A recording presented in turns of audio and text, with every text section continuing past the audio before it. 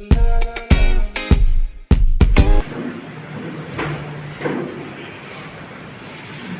National Lokdal party के जिला हिसार के प्रधान भाई सतवीर सिसाई जी,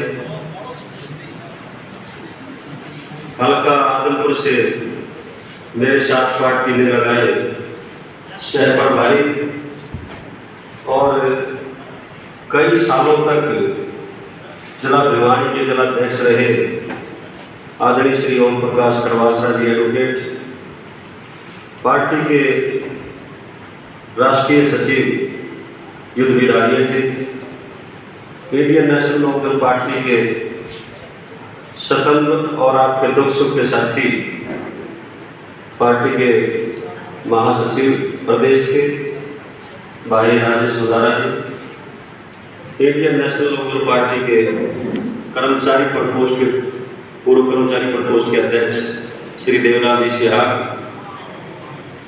पार्टी के हमारे युवा के जिला के अध्यक्ष श्री संदीप मेहरवाल जी, हल्का के अध्यक्ष सुरजीत करवासरा जी, युवा के हल्का के अध्यक्ष वजीर जानी जी, सुरेश कुमारी जी और बहुत ही कर्मठ कार्यकर्ता साथी Naresh Garg ji, Bahadur Singh ji, Indian national Lokdal party के जिला हल्का और प्रदेश राष्ट्रीय सत्र के सभी पदाधिकारियों और 5 लोग आपके आदमपुर के भाई उन 5 लोगों के अध्यक्ष श्री रणवीर सिंह जी लोहरा, श्री देवलाल जाकोब, श्री भानाराम जी ठसका, श्री मदन लाल नाडवी जी और जगदीश टीचर जी। और मेरे साथियों, मुझसे पूर्व होने वाले वक्ताओं ने विस्तार से चर्चा की। आज ये संगठन की मीटिंग और संगठन की मीटिंग का काम जो चौधरी ओम प्रकाश चौटाला जी ने, भाई हरभजन सिंह चौटाला जी ने हम सब के जिम्मे लगाया है, उसको किस तरह से निचले स्तर तक पहुंचाया जाए उस विषय में आपसे मंथन करने के लिए, विचार करने के लिए और चौधरी ओम प्रकाश चौटाला जी का आदेश आप तक पहुंचाने के लिए मैं हाजिर हुआ हूँ। जैसा मुझसे पूर्व राजेश सुधार जी ने किया था कि ये ठीक है कि भाई प्रधान के नाते भागदौड़ ज्यादा रहती है और मेरे जो मैं 2 हल्कों के काम सौंपे हैं, भागलपुर और आदमपुर की पूरी टीम बैठी है। मेरे अलावा भाई साहब ने आदरणीय श्री ओम प्रकाश करवासरा जी को भी शहर प्रभारी बनाया है और ये आपके साथ लगते चलेंगे, ये ज़्यादा समय आपको देंगे, मुझे पूरा भरोसा है, क्योंकि ये भी बहुत काम करने वाले हैं और बहुत सीरियसली लेते हैं काम को। मैंने इनका काम बड़ौदा में देखा था इलेक्शन में। ये ठीक है कि रिजल्ट कुछ भी हो, लेकिन इनका काम में कोई कोताही रही नहीं। तो 5 जोन जो बने हैं आपके, उन जोनों के अध्यक्ष तो आपने बना दिए और अध्यक्ष के अलावा जोन की कार्यकारिणी भी बना दी। मैं बधाई देता हूँ हिसार जिले के सभी कार्यकर्ताओं को, पदाधिकारियों को कि हिसार पहला जिला है जिसने जोन की कार्यकारिणी कंप्लीट करी और वो इसलिए कि भाई सतवीर सिसाई जी लगातार मेरे टच में रहते हैं और आगे की कार्रवाई के बारे में, आगे के काम के बारे में पूछते रहते हैं। तो इन्होंने जब मेरे से पूछा कि जोन के अध्यक्ष तो बना दिया, आगे क्या करना है, तो मैंने कहा कि आपके भाई साहब आपकी मीटिंग लेंगे, उस मीटिंग में तय होगा कि आपने क्या करना है। तो मैंने ये बात इनके सामने बता दी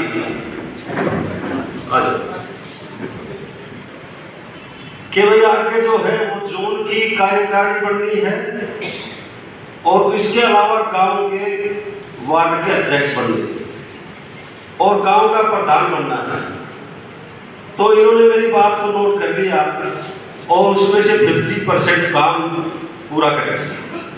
अब आगे का जो काम होना है वो होना है, जहां हम जोन के स्तर पर हमने कार्यकारिणी का गठन तो कर दिया, इसके अलावा हमने गांव का अध्यक्ष बनाना है। गांव का अध्यक्ष कैसे बनेगा? पहले हमारी ये स्कीम थी कि भैया हम गांव का अध्यक्ष सीधा बनाएंगे, लेकिन ये बात जब ऐलनाबाद में ये लॉकडाउन लगने से पहले मीटिंग हुई थी और 3-4 दिन का प्रशिक्षण शिविर था, तो वहां के कार्यकर्ताओं ने एक बात रखी कि अगर हम गांव का अध्यक्ष बनाएंगे तो फिर कुछ लोग ये चर्चा शुरू कर देंगे कि भाई गांव में ये चौधरी बनाते हैं। तो फिर ये बात सुन करके हमने भाई साहब से राय करी और भाई साहब ने फिर उसका भाई अवैसी जी ने उसका प्रारूप चेंज कर दिया और प्रारूप चेंज करने से वो बुलाना गांव के लोगों का रहेगा नहीं जो वो दे रहे थे। वो कैसे चेंज किया कि हमने वार्ड का अध्यक्ष बनाना है। हरियाणा में ये पॉलिसी सरकार की नीति है कि ज्यादा से ज्यादा से कोई कितना ही बड़ा गांव खुला हो उसमें 20 से ज्यादा वार्ड नहीं है, उससे कम कम। अब 20 वार्डों के आपने अध्यक्ष बनाने हैं गांव के। अब जब 20 वार्डों का आप अध्यक्ष बना लोगे तो फिर उस 20 वार्डों के अध्यक्ष को बढ़ा करके उनसे गांव में ये पूछना है कि भाई तुम 20 में एक बताओ जो गांव का अध्यक्ष है, और वो बता देंगे तो इसको बना देंगे हम साझा वो हो जाएगा। जब वो गांव के लोग ही बनाएंगे तो फिर पार्टी के नेताओं पर ये लालच नहीं लगेगा कि तुमने हमारे पर धोख दी, ये गांव का चौधरी बना दिया। अगर वो किसी काम से कोताही करेगा तो फिर लोग हमारे को नहीं बुलाना देंगे इस बात का। हम भी कहेंगे आपने बनाया था कि ठीक आप नहीं कर पा रहे हैं तो क्यों बना। तो ये एक सिस्टम हमने थोड़ा सा भाई साहब की नॉलेज में ला करके भाई साहब ने सही रास्ता निकाला। अब आपने जोन की कार्यकारी कंप्लीट कर दी। अब दूसरा जो काम आपने करना है वो करना है गांव में वार्ड के अध्यक्ष, पंचायती वार्ड के बना दोगे। अब तो वोट लिस्ट भी शायद आगे होगी, नहीं आई होगी तो पुराने दिन काम चल जाएगा, क्योंकि हरियाणा में कोई बात होती दोबारा तो ही नहीं है। सिर्फ चेंजिंग काम हुई है कि जो पहले पंचायत की वोट लिस्ट हुआ करती वार्ड की, उसकी जगह एमएलए एमपी वाली वोट लिस्ट लागू कर दी। उसमें से वार्ड में जितने भी लोग रहते हैं वो उसमें से काट करके उनकी वोट लिस्ट बन जाए।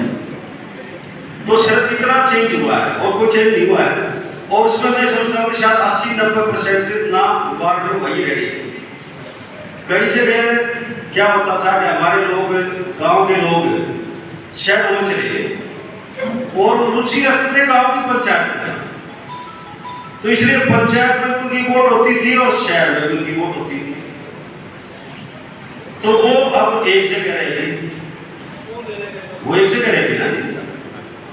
मैं 2 दफा बादलगढ़ नगर परिषद का चेयरमैन है और गांव के लोग 2 जगह वोट बनवाते थे। वो सिस्टम इस वोट लिस्ट के अनुसार नहीं हो पाता, इसलिए गांव में हो सकता है कि कुछ लोग अपनी वोट गांव में रखेंगे और कुछ शहर में रखेंगे, तो एक जगह से कटेगी तो कुछ ना कुछ वोट कम होंगे। जैसे मैं बादलगढ़ का उदाहरण देता हूँ कि बादलगढ़ में नगर परिषद 1.25 लाख वोट है, नगर परिषद 1,24,000 कुछ है, 400 कुछ 1.25 लाख। पहले जो वोट थी नगर परिषद की वो 1,28,000 से ऊपर है, यानी 4-4.5 वोट कम होगी। कम इसलिए होगी कि लोगों ने गांव में रुचि ली, अपनी वोट वहां से कटवा दी। कुछ 2 जगह भी बनवा रहे थे, एक ही शहर में 2 द्वार बनवा रहे थे, वो भी कटी। आपके यहाँ नगर पालिका है आतमपुर नगर पालिका का प्रोसेस चल रहा है वार्डबंदी का। अभी राजेश जी से मैंने जिक्र किया, वार्डबंदी का काम चल रहा है और अगर वार्डबंदी कंप्लीट होगी हो तो उसके हिसाब से आप उसका खाका तैयार, वो जो खाका तैयार किया होगा वार्डबंदी की सीमांकन करेंगे ना पहले कि 1 नंबर वार्ड कहाँ से कहाँ तक है, तो वो आपको पता चल जाएगा। नोटिफिकेशन होगा, वो नोटिफिकेशन उसी हिसाब से होगा जो यहाँ से सरकार के अधिकारी लेकर के भेजेंगे कि वार्ड नंबर 1 में ये गलियां हैं, ये क्या लगता है, उसी हिसाब से नोटिफिकेशन होकर के आ जाएगा।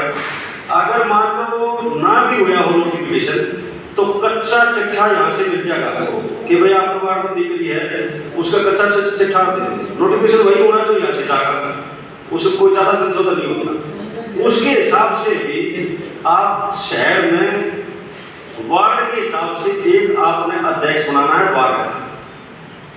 शहर में वार्ड का अध्यक्ष बनेगा और गांव में भी पंचायत के वार्ड का अध्यक्ष बनेगा। ये दो काम आपने करने हैं। और गांव के जब वार्ड के अध्यक्ष आपके बन जाए, पंचायत के वार्ड के अध्यक्ष बन जाए, तो फिर उनको बैठ करके बैठा करके वो उनके बीच में जा करके उन्हीं से गांव का अध्यक्ष बनवाना है। ये काम है अब आगे पार्टी का जो एजेंडा है। इन कामों के लिए पार्टी ने ड्यूटी भाई लगाई है और ये काम पार्टी का कार्यकर्ता ही कर सकता है। साथियों, इसमें कोई दो राय नहीं है कि इंडियन नेशनल लोकदल पार्टी का कार्यकर्ता चट्टान की तरह मजबूत है। वो हालात थे जो चले गए और उस हालात के लिए कौन दोषी है उसमें जाने की जरूरत नहीं। आज जिन लोगों ने संकट पैदा किया था, जिन लोगों ने भारतीय जनता पार्टी के बहकावे में आकर के इंडियन नेशनल लोकदल पार्टी को नुकसान पहुंचाने का काम किया था, आज वो सामने है सारा दृश्य कि आज वो अपने हल्के में नहीं घुस सकते। हल्के की बात छोड़ो, अपने गांव में नहीं घुस सकते, झंडी लगा कर नहीं जा सकते, हेलीकॉप्टर लोगों का उतरने नहीं देते। आज ये हालत हो गई। हिंदुस्तान के सतर पर अगर देखा जाए तो आज चर्चाएं शुरू हुई है थर्ड फ्रंट की, तीसरे मोर्चे की। और तीसरा मोर्चा जब जब हिंदुस्तान में बना है तो चौधरी देवलाल और चौधरी ओम प्रकाश चौटाला जी के प्रयास से बना। चौटाला साहब बाहर आ गए और बाहर आने के बाद सरकार के लोगों को और दूसरे विपक्षी पार्टियों को एक पेट में मरोड़े लगने शुरू कि चौटाला साहब बाहर आ गए, अब मामला तुम्हारा गड़बड़ हो जाएगा। और चौटाला साहब ने आते ही सबसे पहले जब किसानों के बीच में गए, वहां थर्ड फ्रंट की नींव रखने के लिए भी घोषणा कर दी। जब 25 सितंबर की रैली आएगी, उस रैली में हिंदुस्तान के बड़े नेता शामिल होंगे। वो चौटाला साहब उस प्रयास में लगे। साथियों, 2018 में जो गोहाना में रैली हुई थी, उस रैली से पहले हर आदमी की जुबान पर था कि इंडियन नेशनल लोकदल पार्टी की सरकार है, चौधरी अभय सिंह चौटाला जी मुख्यमंत्री बनेंगे। लेकिन उनको रोकने के जो प्रयास किए गए वो बहुत गहरे प्रयास थे, बहुत ही शातिर दिमाग से उन प्रयासों को अमली जामा बनाया गया। आज हम उसकी चर्चा करेंगे तो लंबा टाइम लग जाएगा, वो समय निकल गया। अब हिंदुस्तान में तीसरा मोर्चा बनेगा और तीसरे मोर्चे को बनाने में मैं नहीं कहता, ये पीके है प्रशांत कुमार, प्रशांत किशोर, जो बहुत बड़ा राजनीतिक विश्लेषक है। उसने 2-3 बार अपने बयान में कहा है। एक बार तो उसने लगभग 1-1.5 महीने पहले इसका बयान आया। पत्रकारों ने, प्रेस वालों ने पूछा था कि बीजेपी अपना संगठन मजबूत करने के लिए लगी हुई है, इसके बारे में आपको क्या कहना है? जब पश्चिम बंगाल में चुनाव हुए उसके बाद तो पश्चिम बंगाल में ममता बनर्जी का भी राजनीतिक सलाहकार हुई थी, तो उन्होंने कहा कि बीजेपी ठीक है, सब पार्टियां अपने संगठन को मजबूत करने का काम करती है, लेकिन फिर प्रश्न उनसे किया गया कि वो एक पन्ना प्रमुख वाली बात है कि पन्ना प्रमुख बनाने लगे रहे निचले सतर तक। तो उसका ये बयान था, उसका ये कहना था कि जो पन्ना प्रमुख का आइडिया बीजेपी को मिला है, ये चौधरी ओम प्रकाश चौटाला जी के द्वारा एक बूथ 10 यूथ को लेकर के मिला है। चौधरी ओम प्रकाश चौटाला जी संगठन के मामले में हिंदुस्तान में सबसे बड़े संगठनकर्ता, मजबूत संगठनकर्ता के रूप में जाने जाते हैं। तो चौधरी ओम प्रकाश चौटाला जी ने बात से 20 साल पहले ये नारा दिया था कि एक बूथ और 10 यूथ। उस आइडिया को लेकर के बीजेपी ने पन्ना प्रमुख का नारा दिया। पन्ना प्रमुख का मतलब एक पन्ने में जितनी वोट है आगे पीछे उसका एक प्रमुख। ये नारा बीजेपी ने दिया चौधरी ओम प्रकाश चौटाला जी के उस नारे से प्रभावित होकर एक बूथ और 10 यूथ हुआ। तो साथियों, आदरणीय चौटाला साहब ने संगठन को लेकर के ये प्लान बनाया कि इंडियन नेशनल लोकल पार्टी का संगठन निचले स्तर तक जाना चाहिए, उसके लिए हमें प्रयास करने चाहिए। और भाई अभय सिंह चौटाला जी के नेतृत्व में इस संगठन का काम जो चल रहा है, इस संगठन के काम को मैं आपसे निवेदन करूंगा कि अपना काम छोड़ करके ये काम होगा। पुराने बुजुर्ग का कहावत है कि काम छोटे काम। अगर आप पार्टी के लिए समय निकालोगे तो इस काम को आप जल्दी कवर कर लो, जल्दी कंप्लीट कर लो। और जितना ये काम जल्दी कंप्लीट होगा उतना आपकी पार्टी का संगठन ज्यादा मजबूत होगा, उतना ही